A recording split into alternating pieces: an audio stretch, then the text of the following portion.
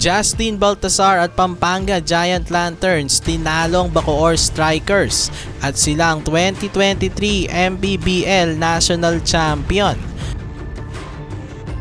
So nakuha na ng Pampanga ang kanilang ikaunang national title sa MPBL matapos talunan ng Bacoor sa Game 3 sa score na 82-77.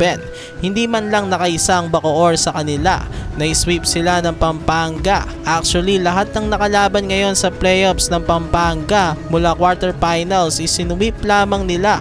Bali perfect at undefeated itong Pampanga Giant Lanterns sa playoffs with 9 wins at 0 loss. Ang kanilang standings naman sa regular season ay 26 wins at 2 losses. Ganon naging kadominante itong Pampanga Giant Lanterns ngayong season. Ikalima silang team na nagkampiyon dito sa MPBL. Pinangunahan nga sila ngayong season ng kaka-MVP lang na si Justin Baltazar.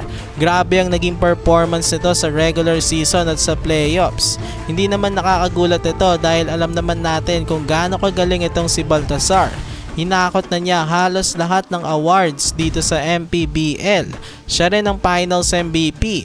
Dito sa Game 3, umiscore siya ng 11 points at tumakot ng 19 rebounds.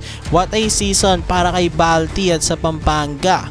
Next season ay mas magiging exciting pa daw ang MPBL dahil magdadagdag na naman sila ulit ng mga bagong teams.